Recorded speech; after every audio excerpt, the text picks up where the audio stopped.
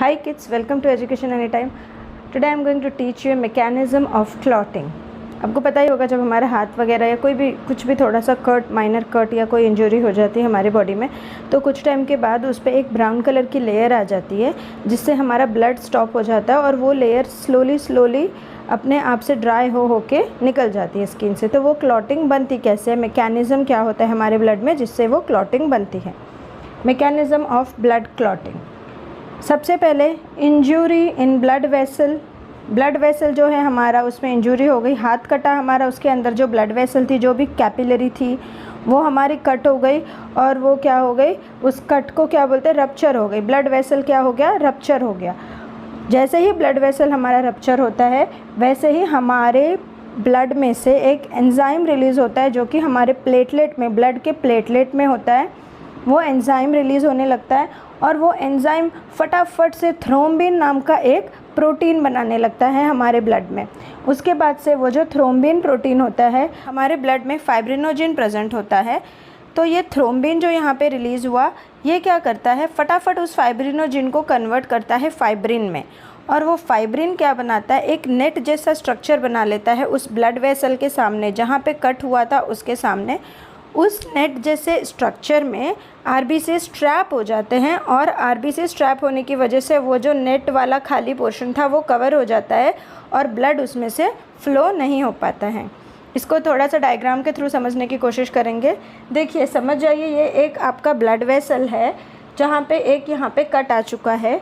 Cut आने की वजह से उसमें से इस तरह से ब्लड फ़्लो हो रहा है और ये जो मेरा ये पूरा प्रोसेस हुआ, एंजाइम रिलीज़ हुआ, एंजाइम ने थ्रोम्बिन बनाया, थ्रोम्बिन ने क्या किया, फाइब्रिनोजिन को फाइब्रिन में कन्वर्ट किया और फाइब्रिन ने क्या किया, इस तरह से ये जो कट हुआ था यहाँ पे एक ऐसा नेटवर्क, छन्नी जैसा स्ट्रक्चर बना दिया।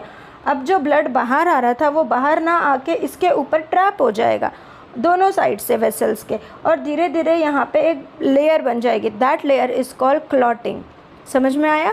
धीरे धीरे ये लेयर डिजेनरेट हो जाती है और दोनों भी वेन हमारी वापस से रिपेयर हो जाती है। जो हमारी वेन में कट हुआ था वो वापस से रिपेयर हो जाता है। Thank you. Hi kids, welcome to education any time. Today I am going to teach you mechanism of clotting. आपको पता ही होगा जब हमारे हाथ वगैरह या कोई भी कुछ भी थोड़ा सा कट, माइनर कट या कोई इंजरी हो जाती है हमारे बॉडी में, तो कुछ टाइम के बाद उस पर एक ब्राउन कलर की लेयर आ जाती है जिससे हमारा ब्लड स्टॉप हो जाता है और वो लेयर स्लोली अपने आप से ड्राई हो के निकल जाती है स्किन से। तो वो क्लॉटिंग बनती कैसे है, मैकेनिज़्म क्या होता है हमारे ब्लड में जिससे वो क्लॉटिंग बनती है। Mechanism of blood clotting. सबसे पहले इंजरी इन ब्लड वेसल जो है हमारा, उसमें इंजरी हो गई, हाथ कटा हमारा, उसके अंदर जो ब्लड वेसल थी, जो भी कैपिलरी थी, वो हमारी कट हो गई और वो क्या हो गई, उस कट को क्या बोलते हैं, रप्चर हो गई। ब्लड वेसल क्या हो गया, रप्चर हो गया। जैसे ही ब्लड वेसल हमारा रप्चर होता है वैसे ही हमारे ब्लड में से एक एंजाइम रिलीज़ होता है जो कि हमारे प्लेटलेट में, ब्लड के प्लेटलेट में होता है। वो एंजाइम रिलीज़ होने लगता है और वो एंजाइम फटाफट से थ्रोम्बिन नाम का एक प्रोटीन बनाने लगता है हमारे ब्लड में। हमारे ब्लड में फाइब्रिनोजिन प्रेजेंट होता है।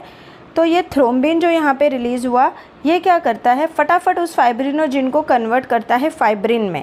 और वो फाइब्रिन क्या बनाता है, एक नेट जैसा स्ट्रक्चर बना लेता है उस ब्लड वेसल के सामने, जहाँ पे कट हुआ था उसके सामने। उस नेट जैसे स्ट्रक्चर में आरबीसी स्ट्रैप हो जाते हैं और आरबीसी स्ट्रैप होने की वजह से वो जो नेट वाला खाली पोर्शन था वो कवर हो जाता है और ब्लड उसमें से फ़्लो नहीं हो पाता है। इसको थोड़ा सा डायग्राम के थ्रू समझने की कोशिश करेंगे। देखिए, समझ जाइए, ये एक आपका ब्लड वेसल है जहाँ पे एक यहाँ पे कट आ चुका है। कट आने की वजह से उसमें से इस तरह से ब्लड फ़्लो हो रहा है और ये जो मेरा ये पूरा प्रोसेस हुआ, एंजाइम रिलीज़ हुआ, एंजाइम ने थ्रोम्बिन बनाया, थ्रोम्बिन ने क्या किया, फाइब्रिनोजिन को फाइब्रिन में कन्वर्ट किया और फाइब्रिन ने क्या किया, इस तरह से ये जो कट हुआ था यहाँ पे एक ऐसा नेटवर्क, छन्नी जैसा स्ट्रक्चर बना दिया। अब जो ब्लड बाहर आ रहा था वो बाहर ना आके इसके ऊपर ट्रैप हो जाएगा दोनों साइड से वेसल्स के, और धीरे धीरे यहाँ पे एक लेयर बन जाएगी। That layer is called clotting. समझ में आया? धीरे धीरे ये लेयर डिजेनरेट हो जाती है और दोनों भी वेन हमारी वापस से रिपेयर हो जाती है। जो हमारी वेन में कट हुआ था वो वापस से रिपेयर हो जाता है। Thank you.